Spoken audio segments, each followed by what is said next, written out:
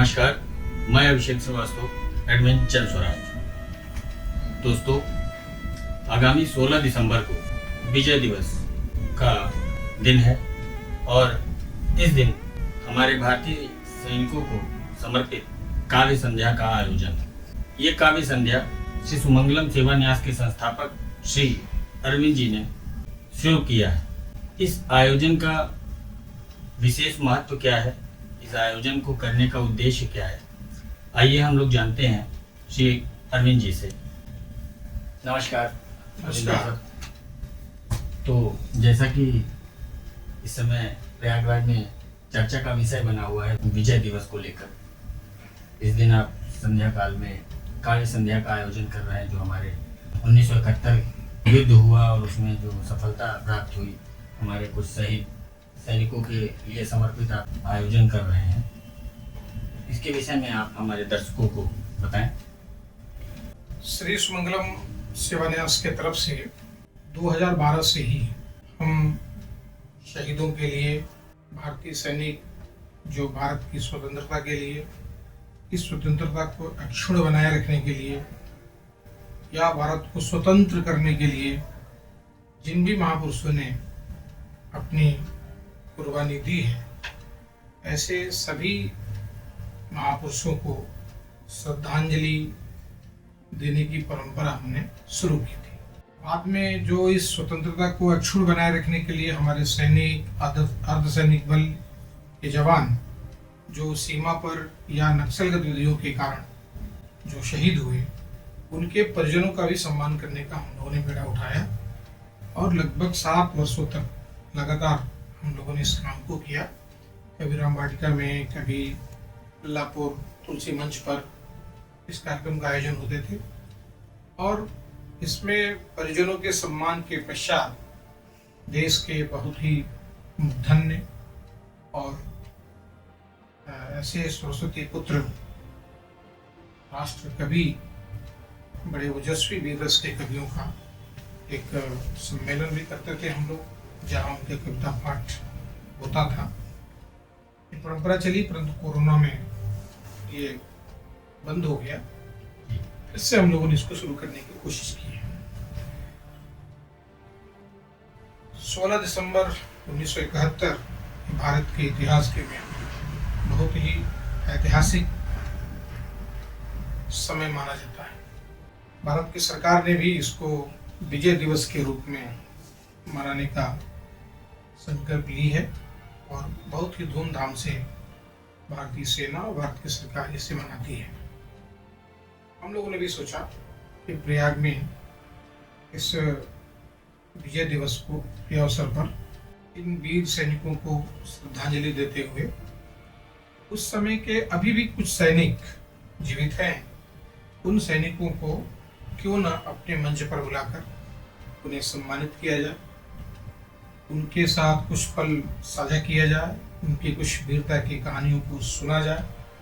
निश्चित रूप से उनकी जो वीरता की कहानियां हैं और उनका जो जीवन है, वह हम सब भारतीयों को प्रेरणा देती है। इसलिए इस कार्यक्रम का आयोजन हम लोगों ने किया है 16 दिसंबर 2025 सायंकाल 4 बजे से जिला पंचायत सभागार प्रयागराज में आयोजित है। आप सब इस कार्यक्रम में आवें, ऐसे हम सब आप सबसे प्रार्थना करते हैं। बहुत अच्छा विचार रहा आपका, जिस विचार से आपने इस आयोजन का प्रारंभ किया और फिर से पुनरारंभ कर रहे हैं, एक तरह से ये बहुत ही प्रेरित करने का विषय है।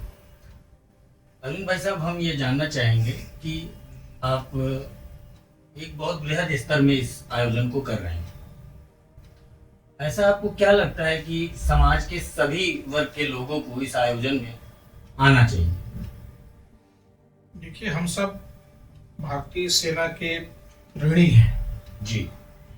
अगर हम सुखी जीवन जी रहे हैं, चैन से सो रहे हैं, तो निश्चित रूप से इसमें हमारे भारतीय सैनिकों का बहुत बड़ा रोल है, उनकी भूमिका है, जिसके कारण हम चैन से आज अपना पारिवारिक सामाजिक जीवन जी रहे हैं।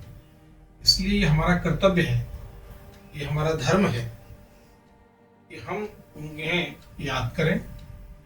ऐसे कोई अवसरों पर प्रत्येक भारतीय को, जैसे हम अपने घरों में तीज त्योहार मनाते हैं, वैसे ही कुछ ऐसे भी राष्ट्रीय पर्व हैं जिन पर्वों पर हमको उसी भाव भावना के साथ उन शहीदों के लिए, उन वीर बहादुर सैनिकों के लिए, हम सब लोगों को उसी भावनाओं के साथ उसको सेलिब्रेट, उनको याद करने का क्षण होता है। हमें उसी भाव के साथ मनाना चाहिए। इसीलिए हम लोगों ने इस पर्व को एक तरह से शुरुआत किया है। मतलब कि आप कहना चाहते हैं कि इसको एक तरह से उत्सव की तरह मनाना चाहिए। उत्सव की तरह मनाना चाहिए। मैं इस आयोजन से स्वयं जुड़ा हूँ, केवल इसलिए नहीं कि यहाँ पर काव्य संध्या है। इसका मुख्य कारण है कि यह हमारे भारतीय सैनिकों को समर्पित है। उनके सम्मान में, उनकी कार्य प्रणाली और उनके समर्पण के लिए ये समर्पित काव्य संध्या, जो बहुत ही बृहद स्तर पर मनाया जाएगा। तो हमारा व्यक्तिगत आपसे अनुरोध है कि आप सब परिवार अपने बच्चों के साथ इस आयोजन में सम्मिलित हों और इस सुखद क्षण का अनुभव करें। आइए और भी आगे हम जानेंगे कि इस काव्य संध्या का मुख्य बिंदु क्या है, आखिर समाज में इसका क्या एक सकारात्मक संदेश जाएगा। तो आप हमारे दर्शकों को इस विषय में भी बताएं। दुनिया में जितने युद्ध हुए जी, उसमें 1971 का यह युद्ध बहुत ही ऐतिहासिक है। सेकेंड वर्ल्ड वॉर के बाद इतनी बड़ी संख्या में सैनिकों का आत्मसमर्पण अब तक नहीं हुआ। 93,000 सैनिकों का आत्मसमर्पण। और दुनिया के अगर कुछ कम दिनों के युद्ध अगर आप देखेंगे तो उसमें इस युद्ध को माना जाता है। मतलब कम समय में शुरू ही हुआ और 3 दिसंबर को युद्ध शुरू हुआ जी, और 16 दिसंबर को समाप्त हो गया। 16 दिसंबर के दिन के नियाजी, जो पाकिस्तान के जनरल थे, उनके नेतृत्व में 93,000 पाकिस्तान की सैनिक भारतीय जवानों के सामने समर्पण किया था। निश्चित रूप से इस पूरे युद्ध में भारतीय सैनिक भी हमने खोए, बहुत सारे भारतीय सैनिक घायल हुए, लेकिन इस युद्ध का पाकिस्तान को भी बहुत भारी खमियाजा भुगतना पड़ा था। यह सब याद करने वाले पल हैं और इसको याद करके ही मन रोमांचित हो जाता है।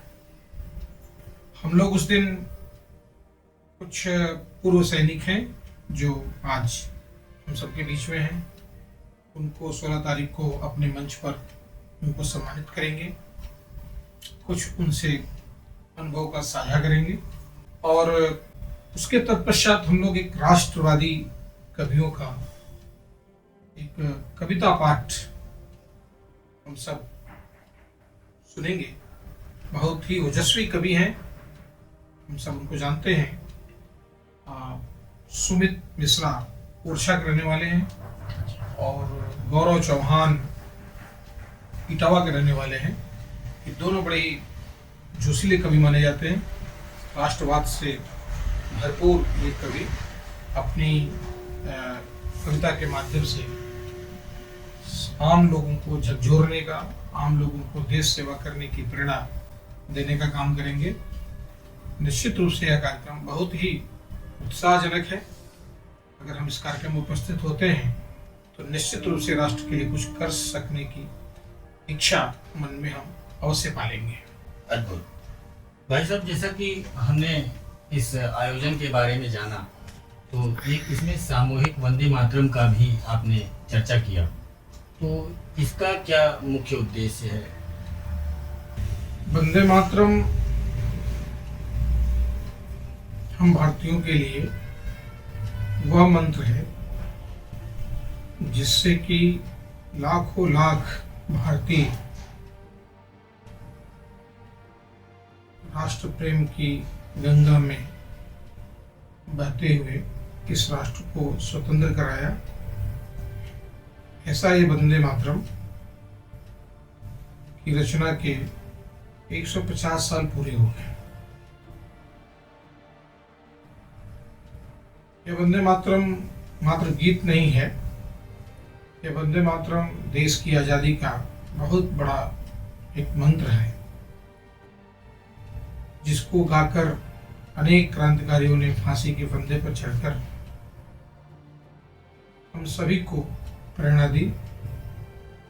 उस वंदे मातरम के 150 वर्ष पूरे होने पर एक उत्सव का माहौल देश के अंदर बने, इसके लिए सभी राष्ट्रवादी लोगों के द्वारा, हर भारतीयों के द्वारा एक वंदे मातरम का सामूहिक गान सुनिश्चित हुआ है। बहुत मजेदार बात यह है कि वंदे मातरम को जीने वाला संगठन राष्ट्रीय स्वयंसेवक संघ, उसके भी 100 वर्ष हो गए, इसलिए और भी महत्वपूर्ण हो जाता है। संघ के संस्थापक डॉक्टर हेडगेवार 1907 में नागपुर के नील सिटी स्कूल में पढ़ते थे और वहाँ वे विद्यालय के अंदर, जब उस समय के शिक्षा के अधिकारी जब विद्यालय के अंदर प्रवेश करते हैं तो कक्षाओं में वंदे मातरम से उनका स्वागत करना, और फिर पता करने के बाद पता न चल पाने के कारण विद्यालय को बंद कर दिया, और बंद करने के बाद लगा कि सभी बच्चों का इससे नुकसान हो रहा है, तो क्यों न हम इसका दोष अपने ऊपर लेकर और इस विद्यालय को सुचारू रूप से चलाने में मदद करें। और डॉक्टर हेडगेवार जी ने अपने ऊपर लिया। ये सही है कि उन्होंने ही योजना बनाई थी, उनकी योजना से वंदे मातरम का गायन हुआ था, वंदे मातरम का उद्घोष हुआ था। इसके लिए उनको दंडित किया गया और स्कूल से निकाल दिया गया। तो वंदे मातरम की यात्रा और डॉक्टर संघ संस्थापक डॉक्टर हेडगेवार की यात्रा, राष्ट्रीय स्वयंसेवक संघ की यात्रा वंदे मातरम के साथ हुई है, इसलिए एक बहुत ही अच्छा संयोग बना है कि वंदे मातरम के 150 वर्ष और संघ के 100 वर्ष हुए हैं।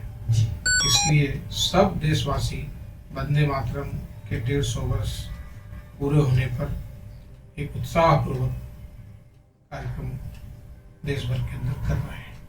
बहुत ही बढ़िया विचार है और बहुत ही बढ़िया संयोग। एक अंतिम संदेश हमारे देशवासियों के लिए इस आयोजन के लिए आप क्या कहेंगे? हम भारतीय हैं, इसलिए हमें जिसकी बहुत बड़ी जरूरत है वह है स्व का जागरण। भारत के प्रधानमंत्री जी ने अनेक बार अनेक मंचों से इसकी उद्घोषणा भी की है कि प्रत्येक भारतीय के अंदर स्व का जागरण होना चाहिए। अब स्व के जागरण का मतलब है भारत में बनी हुई वस्तुओं का उपयोग करना, भारत की भाषाओं के प्रति स्वाभिमान होना, भारत के महापुरुषों के प्रति स्वाभिमान होना, भारतीयता के प्रति स्वाभिमान होना। तो इन सब योजनाओं के पीछे एक ही भाव है कि हम सबका स्व जागृत हो, हम सब गर्व से अपने को भारतीय कहें, भारतीय चीज़ों पर गर्व करें, भारत देश में बने हुए सामानों का उपयोग करें।